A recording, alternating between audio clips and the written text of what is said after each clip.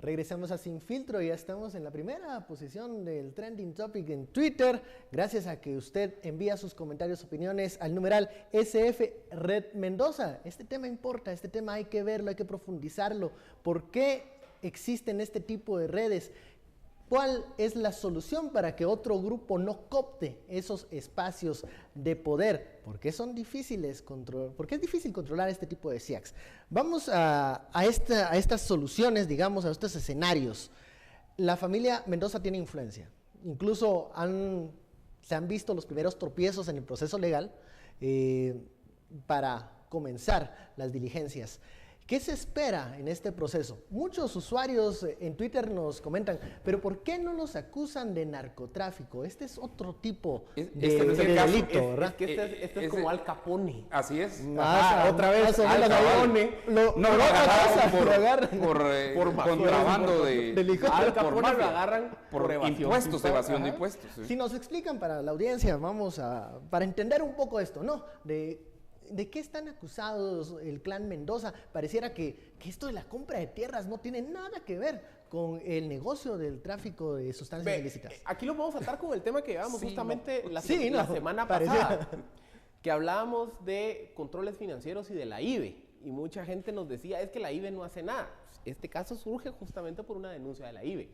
La Intendencia de Verificación Especial se topa con que hay una transacción financiera de este señor Ramírez, Guillermo Ramírez, por 24 millones de quetzales. Y dice, momento, este señor no tiene el perfil para andar haciendo un depósito de 24 millones en sus cuentas. Lanza una alerta. Entonces la IVE empieza a investigar y descubre que esos 24 millones de quetzales se habían dado como pago por la compraventa de unas fincas. Entonces, como hay que ver de dónde vienen esas fincas, la IVE le traslada al Ministerio Público y el Ministerio Público empieza a investigar que realmente este señor Ramírez operaba como testaferro de los Mendoza y que esos 24 millones que le entraron a la cuenta de Ramírez después se reparte entre los miembros de la familia. Pero cuando se va a ver el Ministerio Público de dónde había surgido el dinero, básicamente la red de los Mendoza lo que hacía es que identificaba fincas que el fondo de tierras se las había adjudicado a comunidades campesinas. Y lo que hacía la red Mendoza es que iba con las comunidades campesinas y les decía, ¿a quién quieres que te la compre? ¿A ti o a tu viuda? Sí o sí. Sí o sí, esa era una. No eso es cuando la compraban. En otros casos les decía, o te vas hoy o mañana te arraso. Otras veces falsificaban documentos. O sea, sencillamente utilizaban una serie de argucias para obligar a los dueños de las fincas a vendérselas y trasladarse. Entonces, ¿qué pasaba? Los Mendoza, con su poder de fuego, coaccionaban a las comunidades que habían recibido una tierra del Estado, del Fondo de Tierras, para que ellos se las vendieran a los Mendoza y ellos ya las podían revender o la podían utilizar para sus actividades. ¿Qué tiene que ver? Hablábamos que tiene que ver el lo que tema. dijiste ahorita, Filip, de último, esa es, digamos, la segunda parte de la historia. ¿Para el volumen 2. Exactamente. ¿Para qué Red Mendoza 2. Tierras? ¿Para qué necesitabas las tierras? Y es interesante porque en el reporte Petén al cual yo me remito, de 2011, por si alguien decía, fíjese que no había investigación o no se había hecho, perdón, sí, 2011 ya estaba el reporte Petén.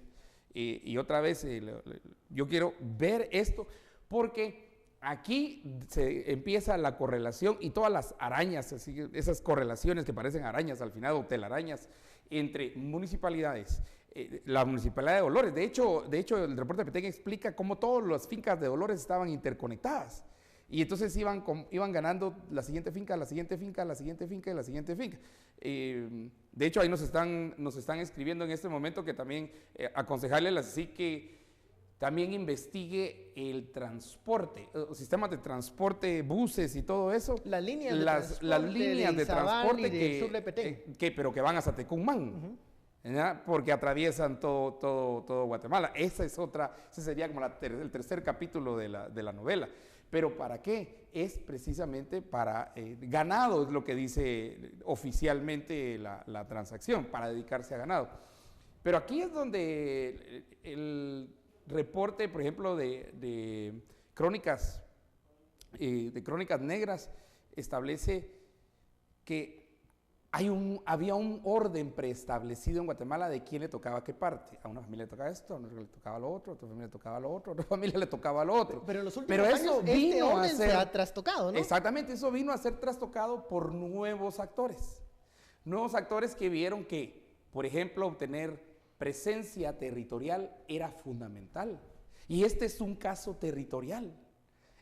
Por eso es que es importante. Para los otros son los sistemas de transportes y la logística, aunque no tuvieran ni un pedazo de tierra. Eso era irrelevante, porque al final eran cuestiones, digamos, para los otros, el narcotráfico era una cuestión de paso. Y el estudio de Naciones Unidas, el Drug Report, el reporte acerca de las drogas de Naciones Unidas y el centro Wilson, el Wilson, cuando hacen el análisis, presentan también a todas estas familias. Es que esto no es nuevo, esto ya por lo menos la academia lo ha llevado a un nivel de investigación, pero te estoy hablando de 2008, 2009, 2010 y 2011.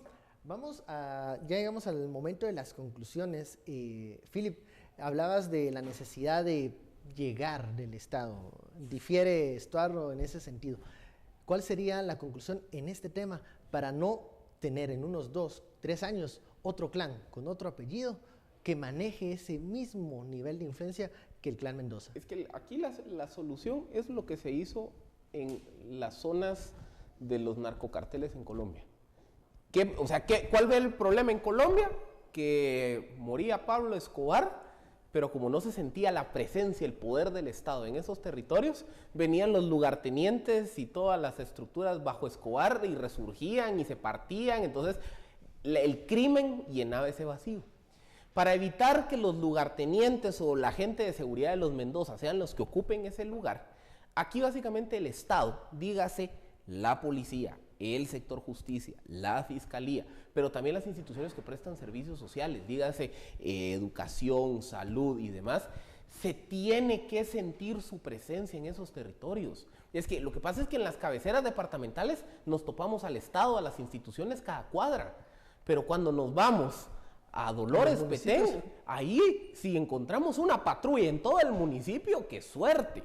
Eso es lo que se tiene que llenar, eso es lo que en ciencia política se conoce como la densidad del Estado, que es qué tanta presencia efectiva tienen las instituciones en un determinado municipio, primero, y segundo, qué tan capaces son las instituciones de hacer valer el imperio de la ley en esos municipios. Eso es lo que se tiene que resolver para evitar que surjan nuevas redes tipo Mendoza. Estuardo. Mira, yo creo que aquí la CICIG, y de ahí el pleito de hoy, ¿verdad? Que sacarla o no sacarla dentro de este caso. Pero creo que la CICIG, a partir de también la información que tiene de, por ejemplo, el gobierno de Estados Unidos, de la DEA, y de otros entes, va a ser muy interesante el papel que va a jugar. Y me refiero al punto en el que la CICIG tiene que presentar también, por lo menos a través del MP, la evidencia dura. Aquí estamos hablando de terrenos, pero como decía, esto en realidad no es que es una cosa de dos caras, es como un pastel de muchas capas. Niveles. Sí, es de niveles, y entonces en cuanto más bajo vas, más denso es el chocolate. Nada más denso es... Y estamos llegando al chocolate amargo. Sí, estamos hablando de chocolate negro, ¿verdad? Sí, pero ahí es. Y por último, clásico de Estados Unidos, ¿verdad? Usa y eso lo escribe el hijo de Pablo Escobar en este libro muy bueno que escribió el padre Juan Pablo Escobar. Y lo escribe, y él hace un punto central desde que inicia el libro, y es que Estados Unidos utiliza a unos, el gobierno de Estados Unidos, la DEA y todos estos, mientras les sean útiles. Y cuando no son útiles, agárrenlos por cualquier cosa. Y entonces aquí estamos viendo también un movimiento que supongo que ya no han de ser útiles todos estos grupos para los intereses de la DEA y específicamente del gobierno de Estados Unidos, y entonces los deja ahí a la buena, ¿verdad?